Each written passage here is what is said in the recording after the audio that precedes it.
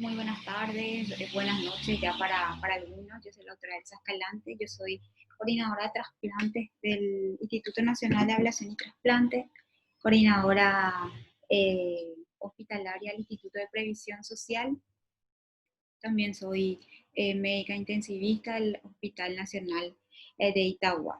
Bueno, para empezar quiero agradecer a la SOCEM de la Universidad Católica de Villarrica, la Facultad de Medicina, un grupo de estudiantes demasiado proactivos, como se dice, demasiado interesados en estar en una formación continua, no solamente para los estudiantes de medicina, sino para todos aquellos colegas que acceden a esta plataforma y, ¿por qué no?, para la sociedad en general.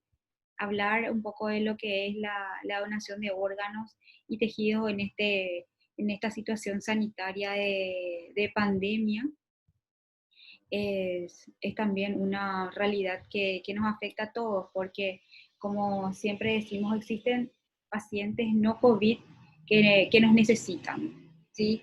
Y entre ellos están los pacientes en lista de espera en la que el trasplante es su única oportunidad para seguir viviendo o para mejorar su calidad de vida. Para continuar con esta introducción, me gustaría contarles cuál es la función de un coordinador hospitalario o un coordinador nacional de trasplantes. Nosotros normalmente lo que hacemos es una búsqueda activa de los posibles donantes, haciendo una recorrida por las áreas críticas donde se encuentran o donde se generan estos donantes, que son, por ejemplo, la sala de reanimación de una urgencia o las salas de terapia intensiva. Siempre estamos en contacto, en constante comunicación con los referentes de esas áreas para que ante la posibilidad de un paciente en parada cardíaca que podría donar o que esté en condiciones de donar tejido, ya sea corneal o óseo, como así también pacientes de muerte encefálica, que son los donantes multiórganos, y también de tejidos.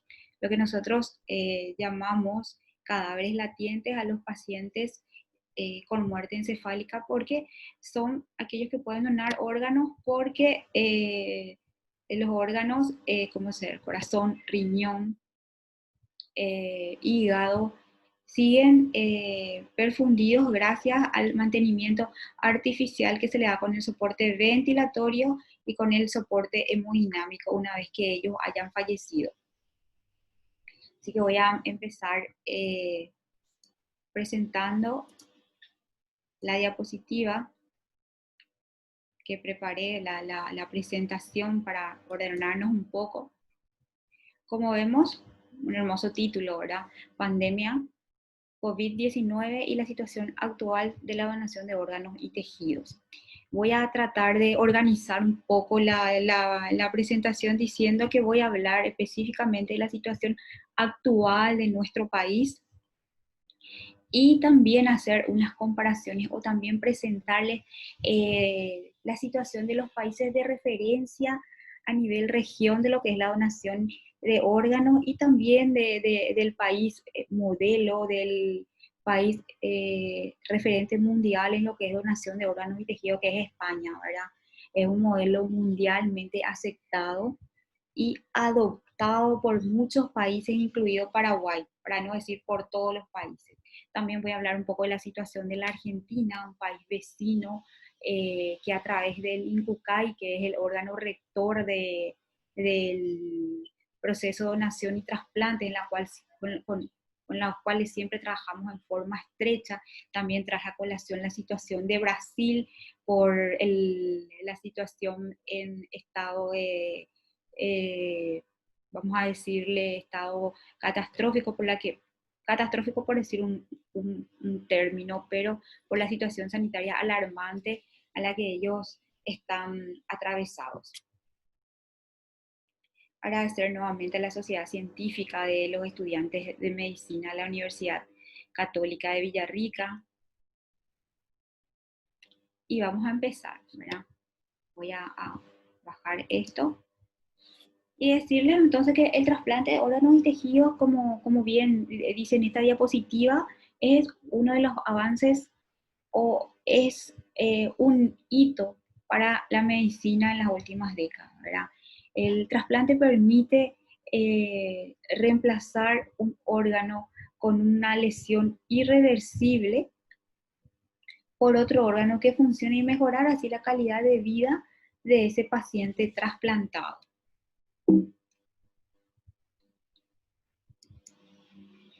Bueno, vamos a los datos estadísticos de la donación y de trasplante. Esta sería la tasa de donación. Estos son los datos recogidos de los registros del INAT, del Instituto Nacional de Ablación y Trasplante, que es el ente que coordina y regula todo el proceso de donación y trasplantes a nivel del Paraguay. Como vemos, tenemos acá un comparativo de los años desde el 2013 al 2020.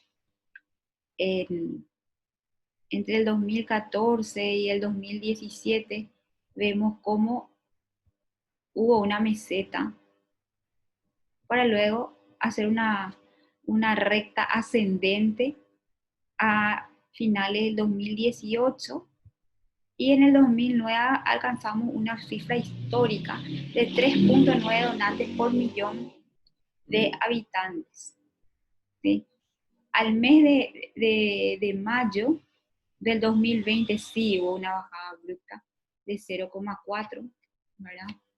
Y como sabemos, esto está relacionado, o esto es un resultado directo de la situación de pandemia, que va a ser un comparativo desde que empezó el periodo de cuarentena, o desde el momento en que se registró el primer caso confirmado de coronavirus en el Paraguay, hasta mayo. Comparar el 2019 con el 2020, ¿sí? Como vemos, en marzo del 2019 tuvimos 8 donantes. Estos 8 donantes los englobé tanto en donantes reales de órganos y tejidos, y cuando hablamos de tejidos podemos hablar de donantes en paro cardiorrespiratorio o también en muerte encefálica. Decidí englobar todo para hacer algo más fácil de entender. Bueno, en marzo, 8 donantes. Marzo del 2020, 3 donantes.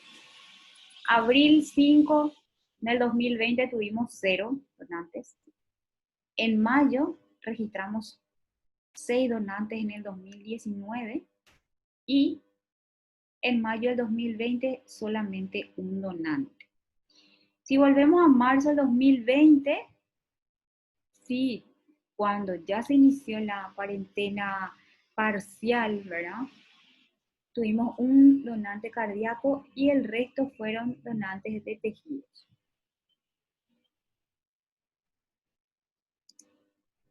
Esto lo expresé en un gráfico, y como vemos, 2019 al 2020, en el mismo periodo de tiempo, marzo, abril, mayo, una curva o una recta descendente. ¿Ves? Para una mejor explicación de lo que les dije hace rato. Pero ¿cuáles serían los motivos de este descenso de los donantes? Desciende la patología neuroquirúrgica. ¿Qué son patologías neuroquirúrgicas para nosotros? Son los traumatismos cráneoencefálicos, son los accidentes cerebrovasculares.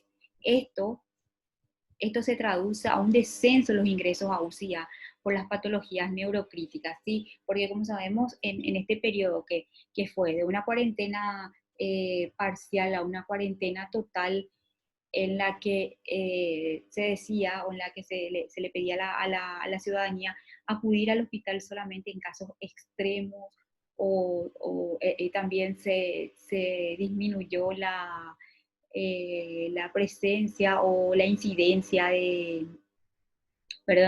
la prevalencia de accidentes de tráfico, accidentes por el uso de motocicletas. También los pacientes con una patología de ACV o lo que nosotros llamamos derrame cerebral, tampoco acudían en forma estricta al hospital. Entonces, como vemos, este, este descenso de las patologías neurocríticas o neurocerebrales se tradujo en un descenso en la UCI. También vemos una disminución o un descenso en la notificación de posibles donantes, ¿sí? Entre ellos podríamos decir que la contraindicación de potenciales donantes por COVID-19 también podría jugar un rol relevante. Notamos, voy acá, como dice, descenso de las posibles notificaciones o descenso de notificaciones de los posibles donantes. Entonces, ¿qué hicimos a nivel país? ¿Qué hicimos el Instituto Nacional de Ablación y Trasplante? Había demasiada confusión. La gente decía, mira, yo pensé que por esta pandemia los trasplantes estaban suspendidos, entonces no avisamos que teníamos un paciente con muerte encefálica, o no seguimos con el protocolo o no le iniciamos protocolo porque pensé que no había actividad de donación y trasplante. Entonces, ¿qué es lo que hicimos? Hicimos un comunicado donde dice que la notificación de posibles donantes siguen activos. O sea, estos circuitos se mantienen activos, que todos los potenciales donantes deberán ser notificados al INAH, con fecha 20 de abril, como les dije. Pero bien, ¿cómo estamos a nivel del mundo? ¿Sí? Como les dije, les traigo a presentación la situación española. ¿Por qué? Porque ellos, como les dije anteriormente, son un modelo en proceso de donación y trasplantes mundialmente adoptado, son referencia mundial en lo que es donación y trasplantes. También les traje a colación la situación de la Argentina, países hermanos con la que trabajamos estrechamente en todo el proceso. También contarles que existen programas de donación de órganos que están en proceso de iniciarse, como ser el trasplante hepático en niños. Entonces, la Argentina da el soporte de trasplantar a muchos niños paraguayos. Entonces, de ahí quiero que entiendan que nosotros tenemos un trabajo estrecho y agradecemos siempre la predisposición de los hermanos argentinos para con los miles de paraguayos que acuden buscando una respuesta. Como le digo, son procesos o son programas de trasplantes que están iniciando su desarrollo acá en nuestro país. A nivel mundial, como les digo, este año Paraguay fue sede de la reunión, hablamos de lo que tuvo la presidencia pre-tempore de los países del Mercosur. Como podemos ver acá, cada año, en junio, a inicios de junio, fue esta reunión en la que participó nuestro director del Instituto Nacional de Ablación y Trasplantes. Acá me pueden ver a mí un poquitito medio cuerpo. Este es el director o el presidente del INCUCAI de Argentina. También la que está hablando ahora es la doctora Salomão, que es del Brasil. La siguiente diapositiva, esta es un webinar que se hizo para representar o para presentar la situación de los demás países. Esto fue hace una semana. Vemos a la Argentina, vemos a Colombia, México y la representante de España. O sea que a nivel mundial también tratamos de unir o consolidar ideas o ajustar recomendaciones para tener todos un mismo actuar ante esta situación. Claro, siempre de acuerdo a la situación epidemiológica de cada país o de cada región. Acá vemos, les voy a presentar cómo se comportó el proceso de donación de fallecidos en España, ¿sí? Ellos empezaron en enero, como podemos ver, con un promedio de 54 donantes por semana. Traducido, esto tenemos a 16 donantes día. Entre el 13 y el 9 de marzo empieza el estado de alarma nacional en España y como vemos un descenso abrupto. Incluso llegaron a tener 2 donantes por semana, como ven, con un promedio de 4.8 días. Actualmente ellos ya están en una fase de reorganización, en una fase en que las terapias ya están respirando o ya están libres de pacientes con COVID. Entonces, se está viendo un leve ascenso y lento volver a la nueva normalidad, ¿sí? Eso es respecto a la donación de órganos en España. Acá les muestro, voy a bajar esto acá les muestro la situación en Argentina, como vemos por semana también.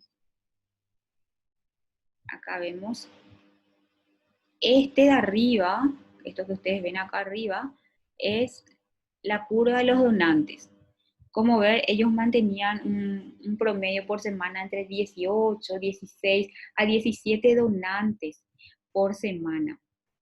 Ellos iniciaron un aislamiento social o una cuarentena total el 20 de marzo. Ellos el 2 de marzo tuvieron su primer caso confirmado de COVID. Como les vuelvo a repetir, el 20 de marzo iniciaron su aislamiento social y bajó a 3 por semana. Incluso se prevé, como ven, acá solamente tuvieron 1 en este lapso de semana. Entonces lo que se prevé es que incluso lleguen a 0 por la situación de alarma constante que está viviendo ese país, ¿verdad? Desde que empezó la cuarentena o el aislamiento social el 20 de marzo, ellos tuvieron, hasta la fecha del 9 de junio, ellos tuvieron 70 donantes, ¿verdad? Esto se tradujo en 178 trasplantes de órganos sólidos y 70 trasplantes de órganos, perdón, 70 trasplantes de órganos, pero en total tuvieron 70 donantes.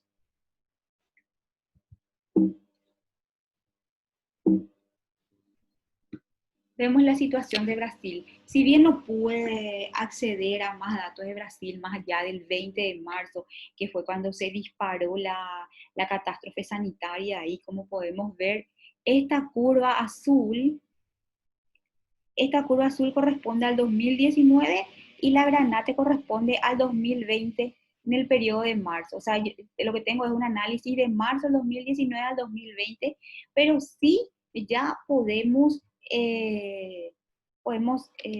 ver o podemos darnos cuenta que sí hubo un descenso abrupto, como ven acá. En el 2019 ellos llegaron a tener entre 15 donantes por día y al cierre del 23 de marzo del 2020 solamente 10 donantes por día. O sea que eso se tradujo un, a un descenso de aproximadamente el 60% de los donantes. Entonces, ¿cómo les puedo decir? Se ignora si existe una infección o si esta infección puede transmitirse a partir de un trasplante. Entonces, a nivel sanitario, no solamente de Paraguay, sino de todos los países con programas activos de donación y trasplante, lo que se hizo es siempre preservar el proceso para evitar que caiga el número de donantes y traducido es evitar que caiga el número de trasplantes y por otro lado garantizar o dar la seguridad de evitar la transmisión del COVID a partir de un donante al receptor. Entonces, ¿qué se dijo? Que cualquier persona, cualquier fallecido de COVID no puede ser donante. Y al resto de los donantes se le tiene que hacer el cribado, ¿sí? Esto que yo les acabo de decir es un resumen anticipado de lo que les voy a explicar después. Entonces acá le puse un Paraguay y una lupa para que vean qué es lo que nosotros hicimos a nivel país, qué es lo que nosotros estamos haciendo aún para preservar y para darle garantías a estos pacientes en lista de espera, y no solamente a estos pacientes, sino también a todos los equipos de trasplante, a todos los equipos de ablación de órganos, a todos los coordinadores que día a día acuden a las áreas críticas de terapia intensiva y sala de reanimación. Paraguay actualmente en fase 3. Al 12 de junio teníamos 1.254 confirmados, 610 activos, 333 recuperados y 11 fallecidos. Y como vemos, avanza a la fase 3 con las excepciones de las dos regiones que habíamos, o que ya decimos, Concepción y Paraguarí. Acá también es meritorio resaltar que la tendencia es que todos los pacientes que entran a una terapia intensiva y que son conectados a un respirador, la mortalidad en muchísimos países, incluso acá en Paraguay había sido del 100%, pero ya tuvimos nuestro primer paciente con una extubación exitosa y un alta a la casa. Entonces, actualmente Paraguay fase 3. Bueno, ¿qué es lo que hicimos los coordinadores de trasplante o qué es lo que hizo el Instituto Nacional de Ablación y Trasplantes? Se ajustó a las normas estándares, siempre priorizando mantener los programas activos con todas las medidas de bioseguridad, y también se logró consensuar un protocolo de donación y trasplantes de órganos, como vemos, con todas las secciones, con todos los eslabones que esto implica, ¿verdad? Que es presentarle a los diferentes eh, rectores del Ministerio de Salud. Y si pueden leer, acá dice última actualización 25 de mayo. ¿Qué es lo que quiere decir? Que esto es dinámico, ¿sí? Que esto es dinámico, que esto está en revisión continua. ¿Cómo se trabajó para este protocolo? Se trabajó desde el INAP en forma directa con la Dirección de Vigilancia de Enfermedades Transmisibles del Ministerio, la DIVET. También se le hizo partícipe a la Sociedad Paraguaya de Medicina Crítica y Cuidados Intensivos. Se le envió y se puso a consideración también de la Sociedad Paraguaya de Trasplantes, así como la Sociedad Paraguaya de Infectología. ¿Dónde vamos a encontrar este protocolo? Este es el portal de la página del ministerio. Le das un clip donde dice COVID y te vas a protocolos y guías sanitarias. En el ítem bioseguridad, al darle bioseguridad, está ahí visible o para tener acceso al protocolo.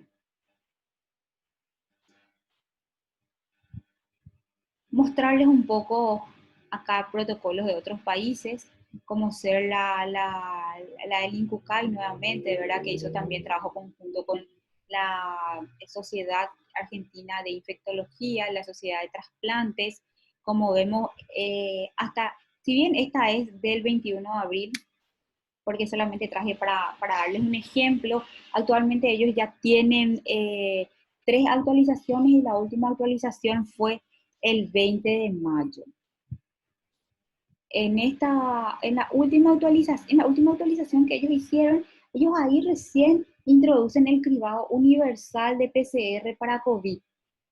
En las primeras, en las primeras recomendaciones que fueron lanzando, solamente ellos actuaban por nexo epidemiológico.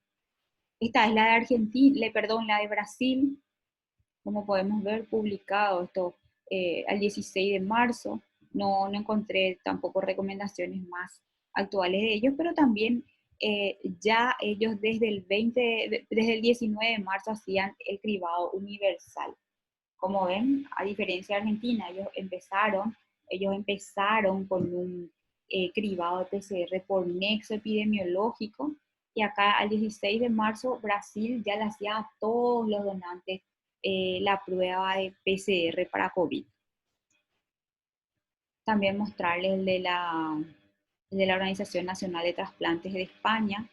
Esto fue el 13 de marzo. Actualmente ellos ya, las últimas recomendaciones que hicieron son las de la vuelta ya a la nueva normalidad, como les digo, porque ya sus terapias intensivas cada vez están disminuyendo los pacientes internados por COVID. Entonces ya se están adecuando o adaptando nuevamente a su realidad epidemiológica.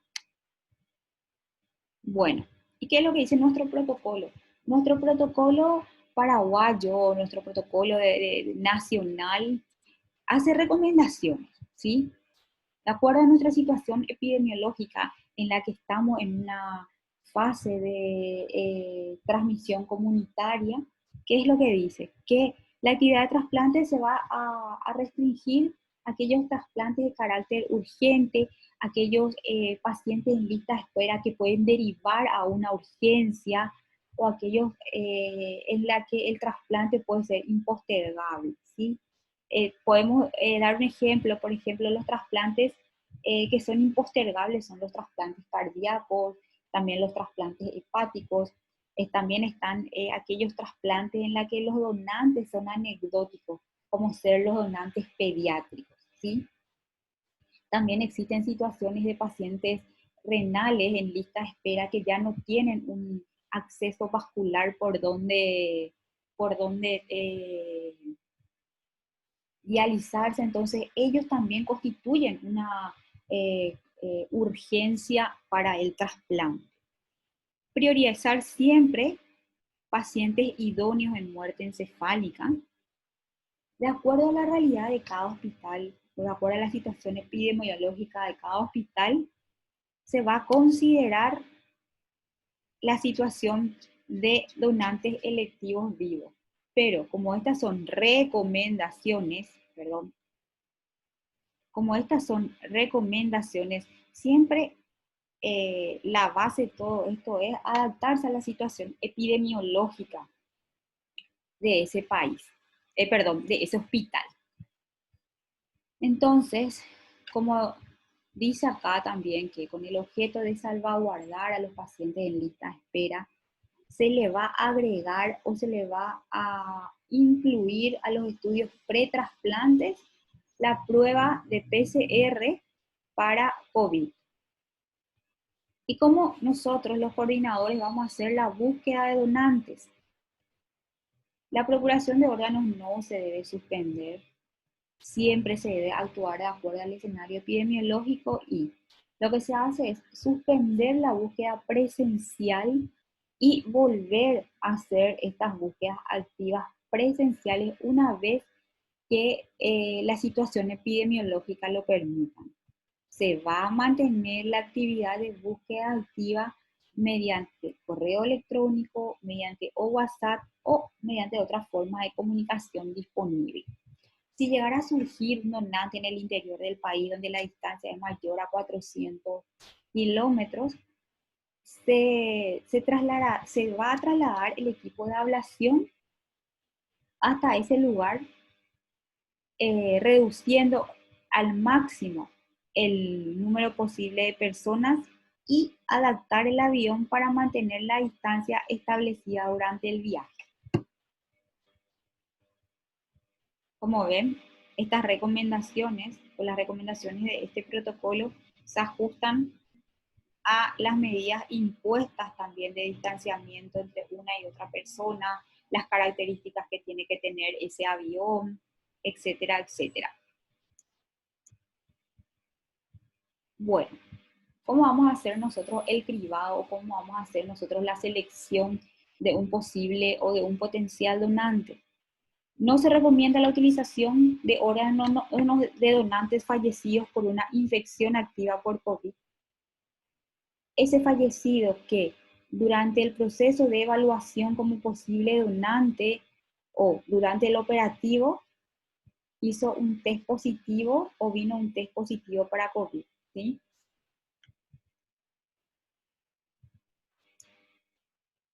Y después esta siguiente tabla es o lo descartamos como donante o hacemos un estudio de riesgo-beneficio para que ese donante pueda seguir salvando vidas, validamos como donante, entonces vuelvo atrás. ¿Y a quiénes le vamos a descartar como donante?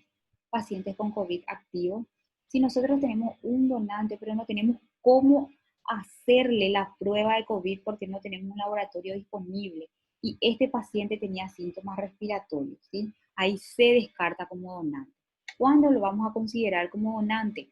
Cuando este paciente fue un contacto caso sospechoso o fue un contacto caso confirmado de COVID, siempre que hayan pasado más de 21 días. Donante con sospecha epidemiológica y clínica, pero prueba de laboratorio negativa. Ahí es lo que vamos a considerar dependiendo de la urgencia del trasplante. ¿Cuándo vamos a validar?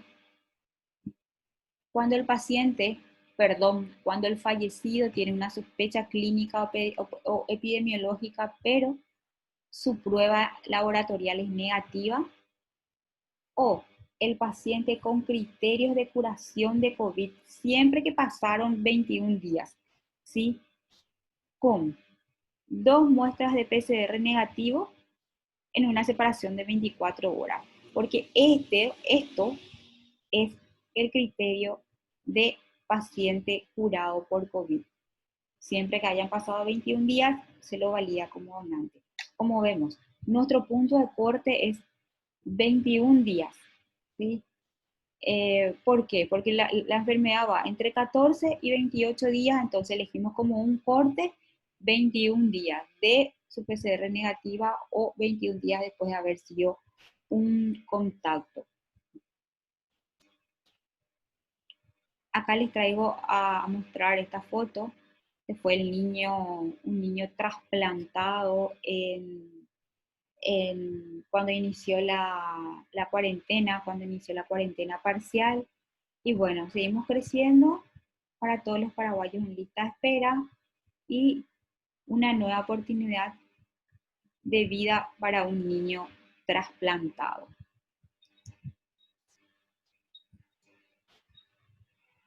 Bueno, esa es la presentación respecto a la situación de los trasplantes, o mejor dicho, la situación de la donación de órganos y tejidos en Paraguay. Los canales o los circuitos de comunicación siguen activos. Las recomendaciones están en constante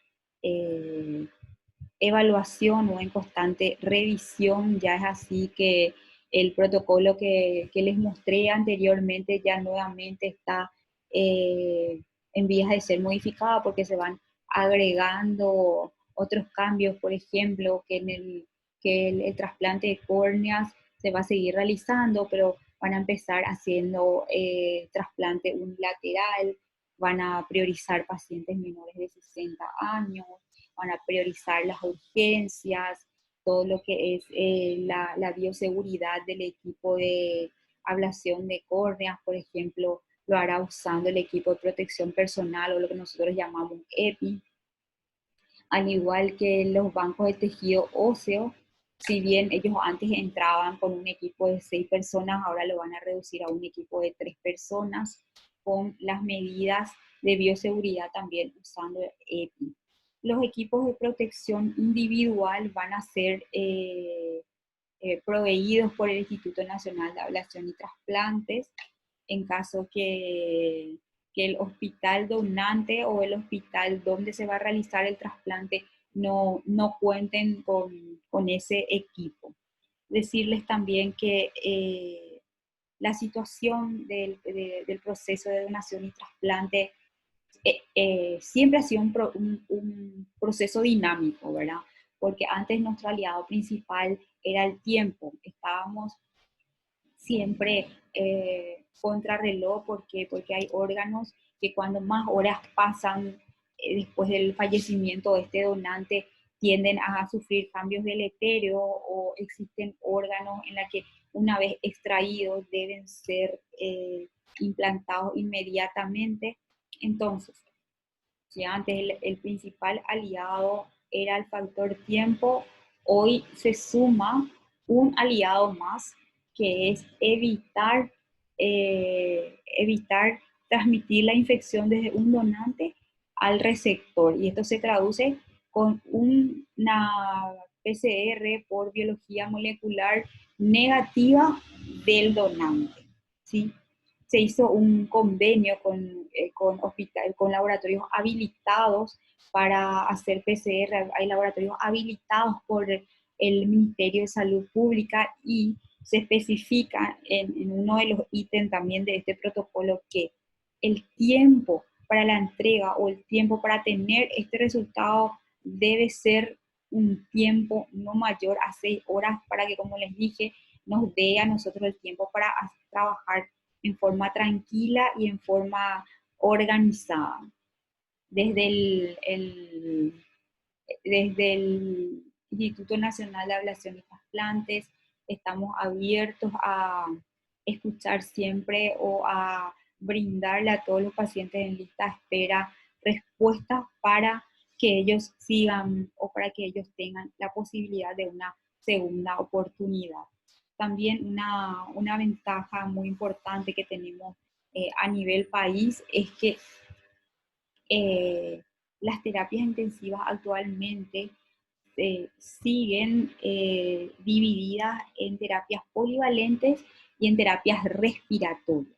Y esa es la gran diferencia con los demás países donde explotó la situación sanitaria de desborde por COVID, en la que todas las terapias de ese país se convirtieron en respiratorias. Y este no es el caso nuestro, gracias a Dios. Entonces todavía podemos tener la seguridad que ese paciente que está en una UTI polivalente está libre de COVID. Y también por protocolo de las terapias intensivas, todos los pacientes que entran a una terapia polivalente tienen que tener su COVID negativo. Así que nosotros estamos siempre predispuestos a seguir trabajando para dar respuesta a todos los pacientes que nos necesitan. Esta ha sido una presentación, un resumen un poco de la situación del país, ha sido un poco un resumen de cómo es la repercusión en los demás países o en los países o en los países de programas activos con quien nosotros tenemos una relación estrecha. Me gustaría poner otra vez esta diapositiva. Creo que se cerró, acá está. Poner otra vez esta diapositiva. Como ven, si falleció por COVID, no puede ser donante, al resto se le va a hacer un cribado, un dosaje o un tamizaje la, de la prueba de PCR por biología molecular.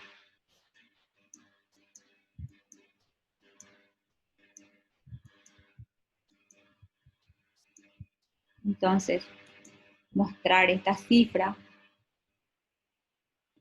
como entre el 2019 y 2020 en el mismo periodo tuvimos un descenso brusco, un descenso abrupto del de, la, de las donaciones y saber que está en nuestras manos o está en nosotros hacer correr la voz solidaria y que ustedes entiendan que en ninguna parte del mundo un servicio tan esencial o un servicio vital que salva vidas ha sido suspendido, sino que nos adecuamos o nos adaptamos y tratamos de sacar siempre lo mejor para cada paciente, incluso en este periodo desbordante de la pandemia por coronavirus.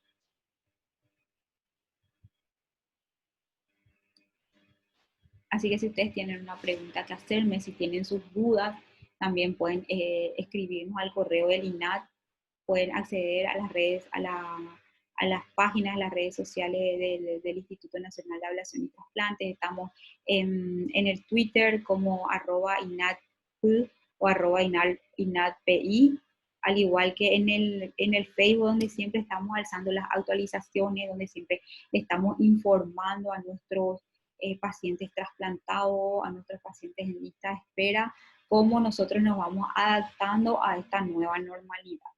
Así que muchísimas gracias por su atención, espero sus preguntas, espero estar siempre en contacto con este grupo de personas maravillosas como son los miembros de la SOCEM, de la Facultad de Medicina de la Universidad Católica de Villarrica.